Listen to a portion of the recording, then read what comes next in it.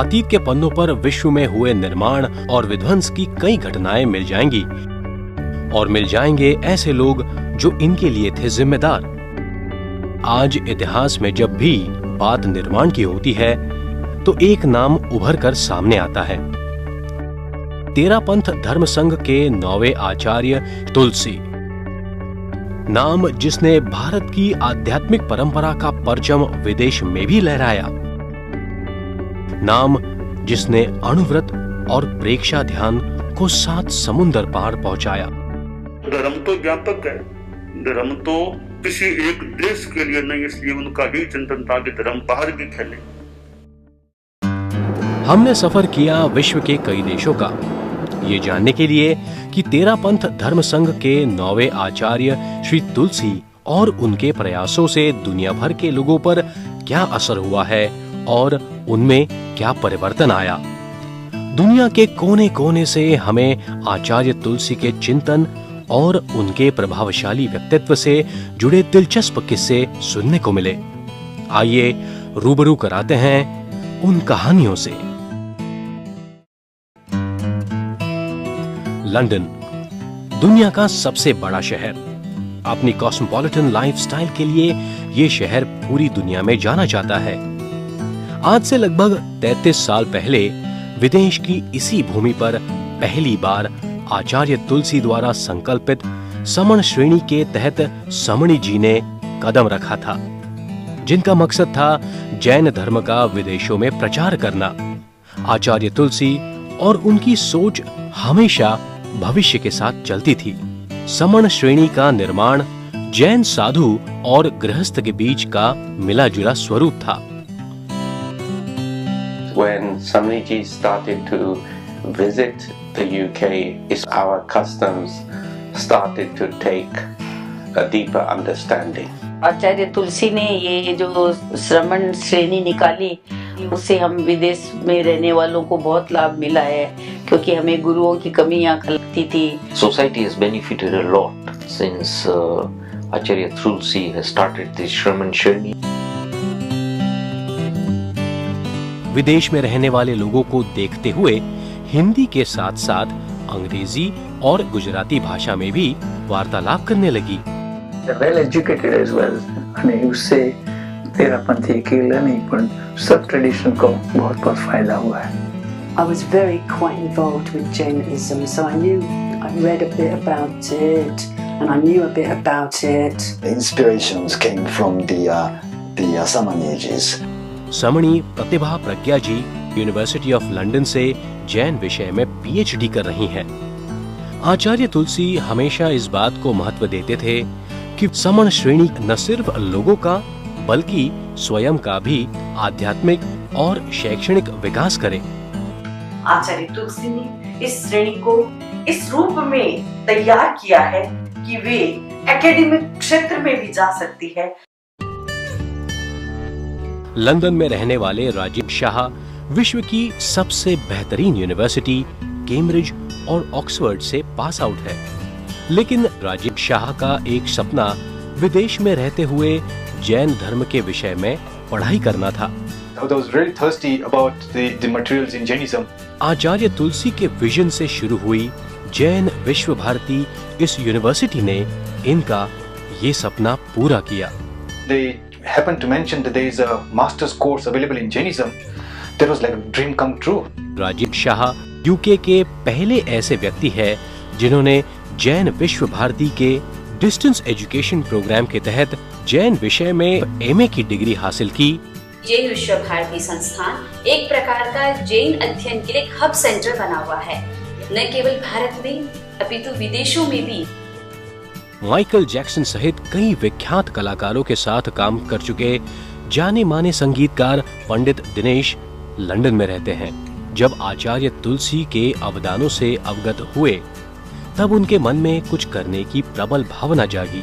Preksha path of peace, ये संगीतमय CD इसी सेवा भावना का नतीजा है। जैनिज्म लोगों के लिए उनके लिए प्रेक्षा का पाठ है और एक नॉन जैनिज्म के लिए piece of good music. UK के बाद हमारा अगला पड़ाव था इटली।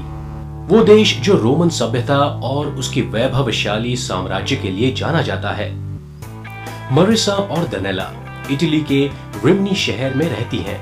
वे इस शहर में एक योग सेंटर चलाती हैं। सालों पहले भारत में आचार्य तुलसी के साथ दनेला की एक मुलाकात ने उसके जीवन के मकसद और पैमाने को ही बदल दिया। ये सेंटर उसी मुलाकात का एक नतीजा है। I want to know more about meditation. We practice intensive meditation for 10 days in Ladlun. We had a meeting with Acharya Tulsi, and when we went in the room, I started to cry because I felt the energy from him. And after I came in Italy, it was 85, and I started the center.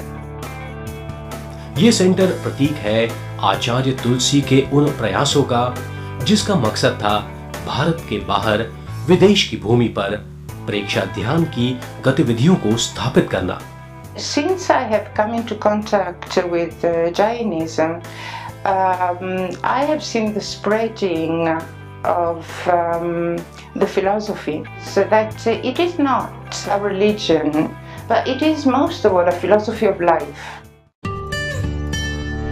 Italy के बाद हम पहुंचे दुनिया के सबसे संपन्न देशों में शामिल बेल्जियम इस देश में। इसी देश का एंटवर्प शहर पूरे विश्व में डायमंड सिटी के नाम से अपनी पहचान रखता है। इस शहर में रहने वाले भारतीय समुदाय के लोग आर्थिक रूप से बेहद संपन्न है। एंटवर्प शहर में बनी जैन सेंटर की ये भव्य इमारत भी यहाँ की वैभवता को दर्शाती है। लेकिन इन सब के साथ इस सेंटर में चलने वाली गतिविधियां लोगों को विलासितापूर्ण जीवन से दूर रखते हुए उन्हें जैन मूल्यों से भी संपन्न रखती हैं, और इसका श्रेय आचार्य तुलसी के प्रयासों को भी जाता है। मॉडर्न जमाने में जो समणी जी और श्रमण जी नहीं रहते, तो मेरे ख्याल से हमारे वहाँ भगवान महावीर का जो संदेश है ना, वो पूरा पहुंच नहीं पाएगा। उनका रहना, उनका सामने बैठना, उनकी जो एक रिस्पेक्ट होती है, उनके सामने से जो एक प्रभावना आती है, उससे बहुत फर्क पड़ता है। यहाँ रहने वाले लोगों को इस बात से बेहद खुशी है कि उनकी नई जनरेशन पर जैन संस्कारों का प्रभाव बना हुआ है। समझ लीजिए बच्चों के लिए पाठशाला और ज्ञानशाला ऑर्गेनाइज करते हैं। सभी को बहुत फायदा होता है, भारतीय लोगों को भी, और यहाँ कुछ नॉन जैन लोग, लोकल बेल्जियंस लोगों को भी बहुत फायदा होता है। बेल्जियम से हमारा कारवां निकला जर्मनी की ओर, दुनिया का वो देश जिसने औद्योगिक क्रांति की मिसाल कायम की। विश्व युद्ध के बाद इस देश ने जो प्रगति की है वो आश्चर्यचकित करने वाली है। लेकिन इस देश में ऐसे लोगों की कमी नहीं है जो विकास की इस आड़ में स्वयं के भीतर झांकना ही भूल गए। जर्मनी की राजधानी बर्लिन शहर में पले बढ़े करुणा और अपरिग्रह भी एक समय में ऐसे ही दौर से गुजर रहे थे। तब उनकी पहचान कार्ला और क्रिश्चियन के तौर पर थी, लेकिन जब उन्होंने आचार्य तुलसी के क्रांतिकारी विचारों को समझा तो उन्होंने जैन धर्म का स्वीकार कर अपना नाम कार्ला से करुणा और क्रिश्चियन से अपरिग्रह कर लिया। I met with Samani Madhurpragyaji, and she gave a lesson to me and others of Preksha meditation, and this brought me to Jain Therapan Sangh. The name was confirmed by Acharya Mahapragyaji.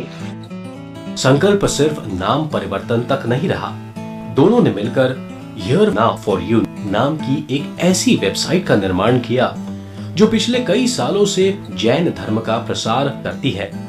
We offer a virtual Jain world to people. The subject was to read Acharya Sri's books and to make the content available.